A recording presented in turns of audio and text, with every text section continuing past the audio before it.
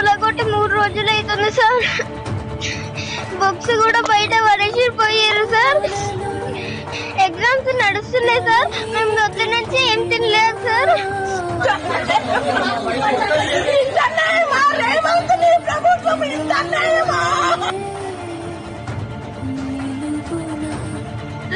ఏం చేస్తారయ్యా మా బాధనే ఉన్నాయి. 30 సంవత్సరాల బట్టి నుంచి ఇక్కడ ఉంటున్నాం కదండి. మేము ఎక్కడో వెళ్ళిపోవాలి, ఎక్కడ ఉండాలి చెప్పండి. చిన్న చిన్న పిల్లలు పెట్టుకుని ఉంటున్నాం సార్. బెదిరిస్తున్నారు సార్. మేము ఎక్కడికైనా వెళ్ళిపోవాలి.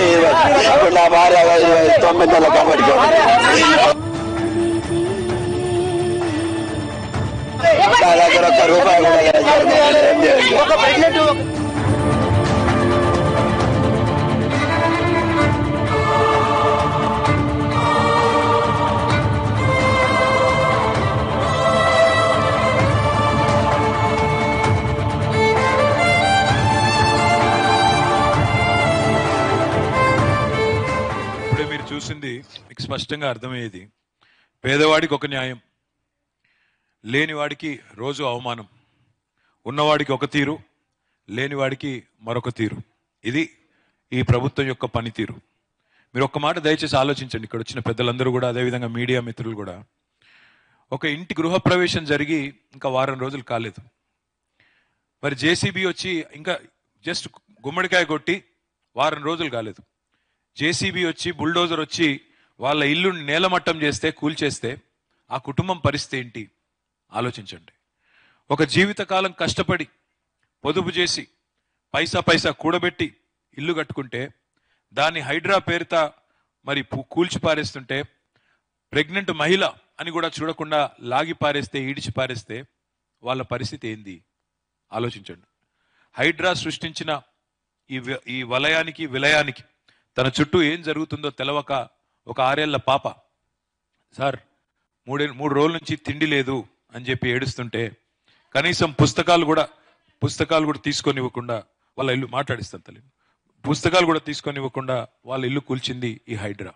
అయితే పేదవాడికి ఒకలాగా, ఉన్నవాడికి ఇంకోలాగా నేను ఉత్తగానే అంటలేను. అది కూడా మీకు చూపెట్టాలనే, పత్రికల ద్వారా అందరికీ చూపెట్టాలన్న ఉద్దేశంతోనే, మీ బాధ రాష్ట్రం మొత్తం తెలవాలన్న ఉద్దేశంతోనే మిమ్మల్ని ఇక్కడికి రప్పించడం జరిగింది. ఒక్కసారి దయచేసి మీరు చూడాలి. ఈ వీడియో ప్లే చేయండి. ఒక్క నిమిషం ఈ వీడియో ప్లే చేయండి.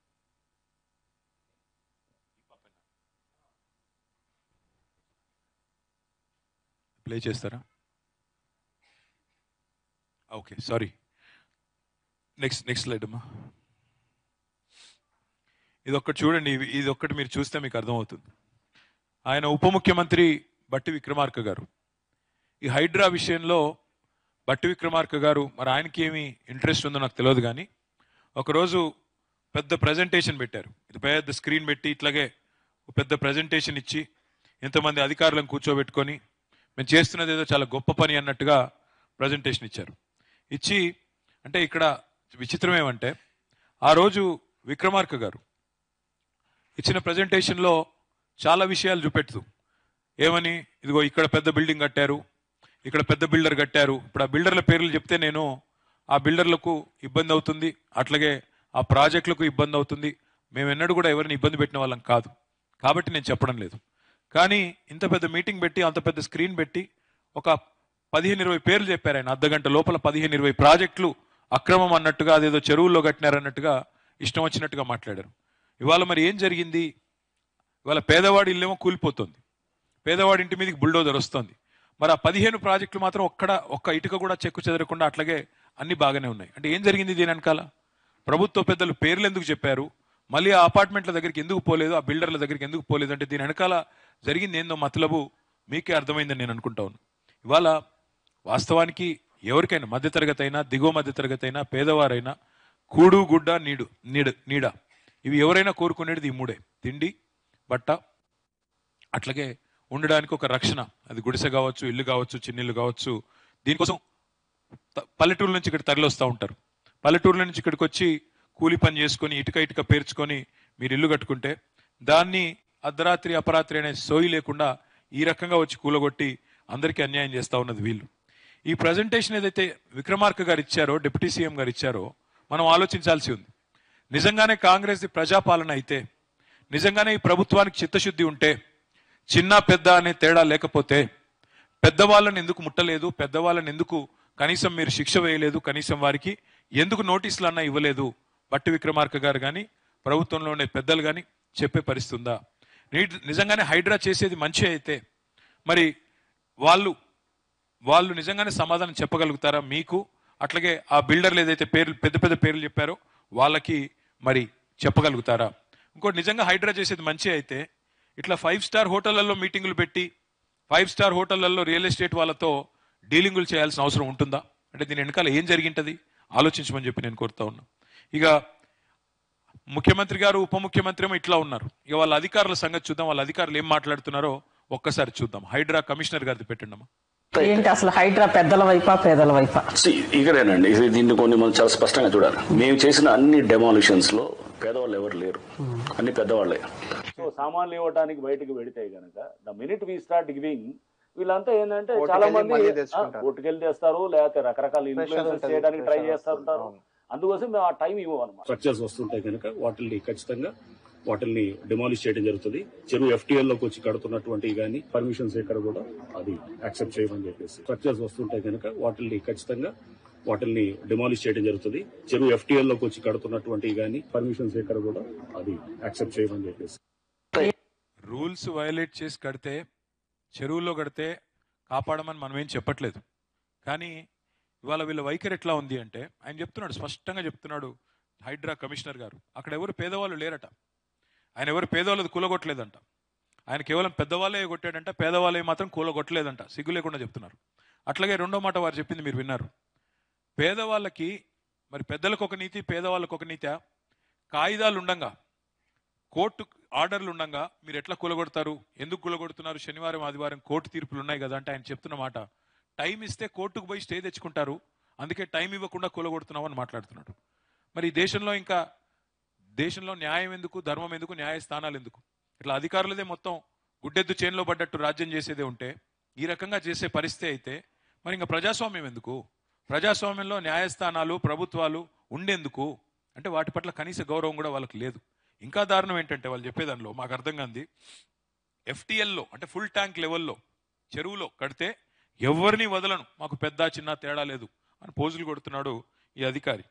కానీ ఇక్కడ చూడండి, విచిత్రం ఏంటంటే పేదవాళ్ళ మీదనేమో విరుచుకుపడే రాక్షసిలాగా ప్రవర్తించే హైడ్రా పెద్దవాళ్ళ పట్ల ఎట్లా ప్రవర్తిస్తుందో ఇప్పుడు ఒక్కసారి మీరు చూడండి. ఏ రకంగా ఏం జరిగిందో ఒకసారి చూడండి.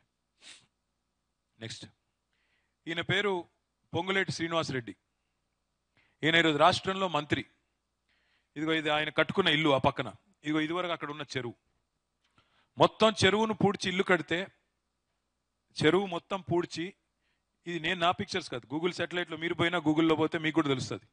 గతంలో ఉన్న చెరువు ఉంది, ఇవాళ ఆ చెరువును పూడ్చేసి మొత్తం అది ఆయన ఇల్లు, అది కనబడుతుంది కదా అక్కడ పక్కన ఇల్లు, ఇదివరకు లేదు, ఇప్పుడు అక్కడ వచ్చింది. ఆ చెరువు మొత్తం పూడ్చి అక్కడ రెవెన్యూ మంత్రి ఈయన ఈరోజు ఈ రాష్ట్రంలో. మరి ఆయన ఇల్లు కూలగొట్టే ధైర్యం హైడ్రాకుందా? పెద్దలు పేదలు మాకేమీ తేడా లేదు అంటున్న బిల్డప్లు ఇస్తున్న అధికారి ఆయన ఇంటి దగ్గరికి పోయే ధైర్యం అన్న ఉందా? కనీసం పోగలుగుతాడా? పోలేడు. నెక్స్ట్, ఈయన పేరు డాక్టర్ జి వివేక్. ఈయన కూడా మరొక మంత్రి రాష్ట్ర ప్రభుత్వంలో. ఇదిగో ఆయన ఇల్లు చెరువు ఎఫ్టీఎల్ లోపల ఉంది చూడండి. ఇది హిమాయత్ సాగర్ చెరువు, అదే ఆయన ఇల్లు, రాజభవనం. ఇగో ఇక్కడ చెరువు లోపల ఇల్లు. దాన్ని కూలగొట్టే ధైర్యం హైడ్రాకుందా? పేదవాళ్ళు పెద్దవాళ్ళు అనే తేడా మాకు లేదు అని బిల్డప్లు ఇచ్చే అధికారులు వీళ్ళని ముట్టే ధైర్యం చేయగలుగుతారా? వాళ్ళ ఇంటి దగ్గరికన్నా కనీసం పోయే ధైర్యం ఉందా? నోటీస్ ఇచ్చే ధైర్యం ఉందా? నెక్స్ట్, ఈయన ముఖ్యమంత్రి రేవంత్ రెడ్డి గారి అన్న, ఆయన పేరు తిరుపతి రెడ్డి. తిరుపతి రెడ్డి గారి ఇల్లు అక్కడ రెడ్డిలో మార్క్ చేస్తుంది. దుర్గం చెరువు బఫర్ లోపల, దుర్గం చెరువు లోపల ఎఫ్టీఎల్ లోపల ఉంటుంది.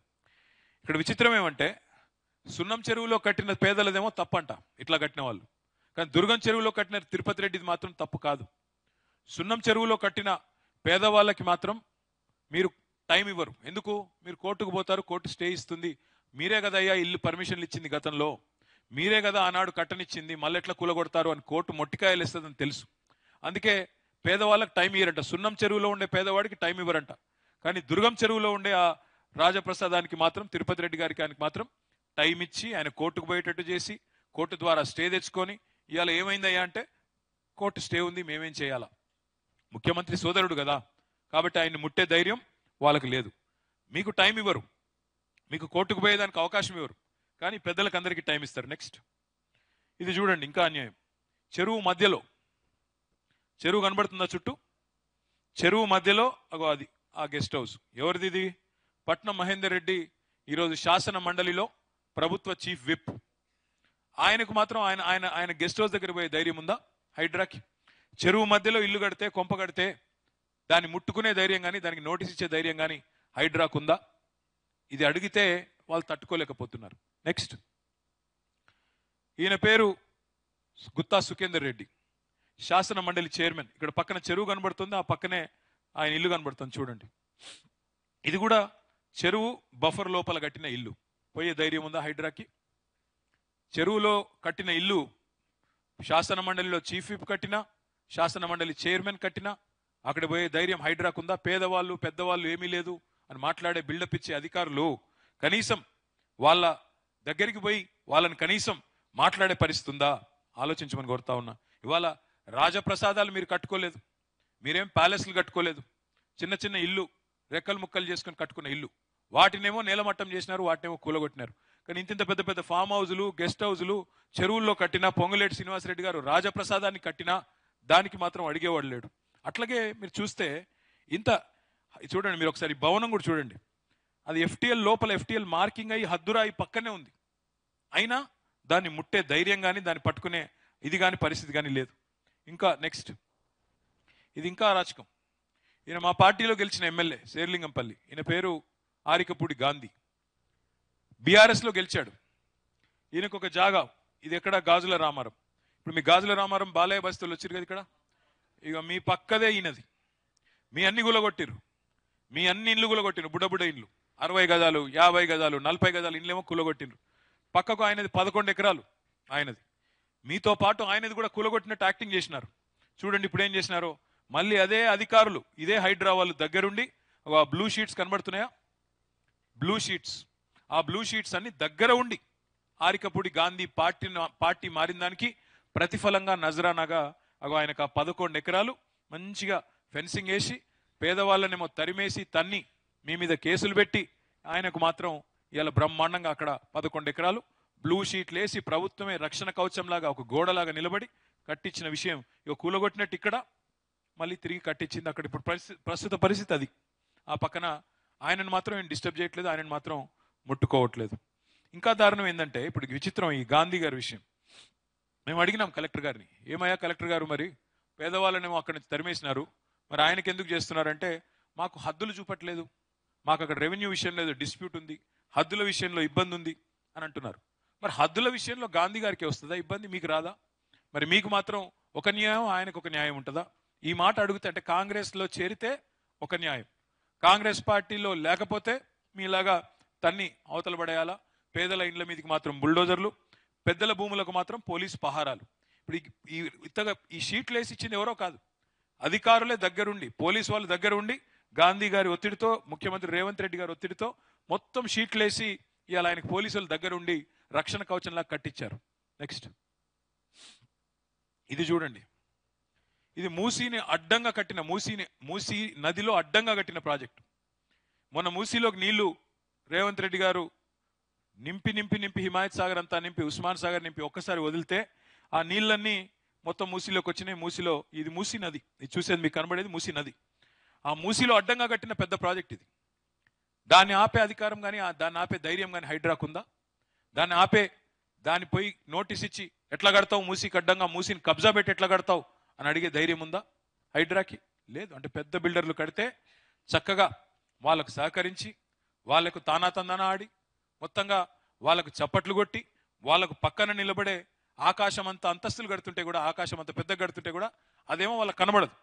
కానీ ఇవాళ మొత్తం మూసీకి అడ్డంగా ఇది కడితే చివరికి మొత్తం కింద MGBS bus stand, Imlibun bus stand కూడా మునిగింది. మరి మూసీలో నీళ్ళు ఎక్కడికక్కడ ఇట్లా ఆపితే, ఎక్కడికక్కడ కబ్జాలు పెడితే డెఫినెట్గా జరుగుతుంది కదా. దీన్ని మాత్రం అడ్డుకోరు. దీన్ని అడ్డుకునే మంత్రులై ముట్టరు, పెద్ద పెద్ద నాయకులే ముట్టరు, పెద్ద పెద్ద నాయకులకు పోలీసులే మంచిగా దగ్గర ఉండి, ప్రభుత్వమే దగ్గర ఉండి ఇవాళ హైడ్రాని మేము వ్యతిరేకిస్తున్నామంటే ఇగో దీనికి వ్యతిరేకిస్తున్నాం. ప్రభుత్వం బ్లాక్మెయిల్కి, వేల కోట్లు సంపాదించడానికి, బిల్డర్లను బెదిరించడానికి, వాళ్ళ దగ్గర డబ్బులు లాగడానికి బ్లాక్మెయిల్ టూల్ లాగా వాడుతున్నది హైడ్రాన్ తప్ప పేదలకు కానీ ప్రజలకు కానీ ఏ లాభం జరగలేదు. కాబట్టి మేము వ్యతిరేకిస్తున్నాం తప్ప మంచి పని చేస్తే మేము ఎందుకు వద్దంటాం? ఇగో ఈ రకమైన కార్యక్రమాలు, ఈ రకమైన ద్వంద్వ ప్రమాణాలు, డబుల్ స్టాండర్డ్స్ని ఎక్స్పోజ్ చేయడానికే మిమ్మల్ని ఇక్కడికి రమ్మన్నది. ఇంకా దారుణం ఏమంటే వాళ్ళ నాయకుడు రాహుల్ గాంధీ గారు ఉన్నారు ఢిల్లీలో. ఆయన ఏమన్నారు ఒకసారి వినండి. कांग्रेस पार्टी यहाँ पे गरीबों की लड़ाई लड़ेगी और यहाँ पे जो हो रहा है बिल्कुल गलत हो रहा है और इसके खिलाफ कांग्रेस पार्टी हर इंच पे लड़ेगी. हम छोड़ने वाले नहीं है. गरीबों की लड़ाई लड़ रहा है वो मोदी का. सही ठीक है, मगर बुलडोजर मेरे शरीर के ऊपर से निकलेगा. अगर यहाँ निकलेगा तो मेरे ऊपर से निकलेगा. कांग्रेस బుల్డోజర్ మేరే శరీర్ కే ఊపర్ సే నిక్లేగా అంటే ఏంది? బుల్డోజర్ పోతే నా పెయి మీదకి వెళ్ళిపోవాలి, నా శరీరం మీదకి వెళ్ళిపోవాలని చెప్పి రాహుల్ గాంధీ గారు చెప్తున్నారు. మరి అక్కడ బుల్డోజర్ కింద పడుకుంది రాహుల్ గాంధీ గారేనా? అంటే ఢిల్లీలో, యూపీలో బుల్డోజర్ నడిస్తేనేమో రాహుల్ గాంధీ కోపం వస్తుంది. అదే తెలంగాణలో బుల్డోజర్ వచ్చి నీ ప్రభుత్వం, నీ కాంగ్రెస్ ప్రభుత్వం వచ్చి పేదల పుట్టగొడుతుంటే నీ ప్రభుత్వమే రిజిస్టర్ చేస్తుంది బిల్లులు, నీ ప్రభుత్వమే కూలగొడుతుంది, నీ ప్రభుత్వమే పట్టాలు ఇస్తుంది, నీ ప్రభుత్వమే కూలగొడుతుంటే ఎక్కడున్నారు రాహుల్ గాంధీ గారు? కనీసం ఫోన్ చేసి ముఖ్యమంత్రికి చెప్పొస్తలేదా? చేయకయ్యా ఈ పని, తప్పు పని చేస్తున్నావు అని చెప్పే ధైర్యం కూడా లేదా? ఇక్కడ నుంచి వచ్చే డబ్బులు మూటలు ఆగిపోతాయనా? ఏంది నీ భయం? ఇంకొక మాట నెక్స్ట్ కూడా చూడండి ఒకసారి. నీళ్ళు కూడా పోయిందమ్మా.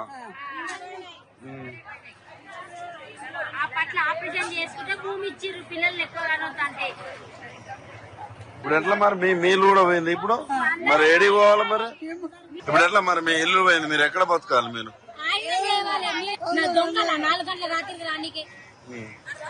అంటే మీరు కబ్జా చేసిరా అంటున్నారు. అంటే ఇందిరామ్మ ఇచ్చిందని అంటే ఇప్పుడు మీరు ఇందిరాగాంధీ ఇచ్చింది అంటున్నారు. మళ్ళీ అదే కాంగ్రెస్ పార్టీ అమ్మ ఇప్పుడు. ఇక్కడ విచిత్రమైన విషయం ఇది కొండాపూర్, శేర్లింగంపల్లి మండలం కొండాపూర్లో ఈ సైటు.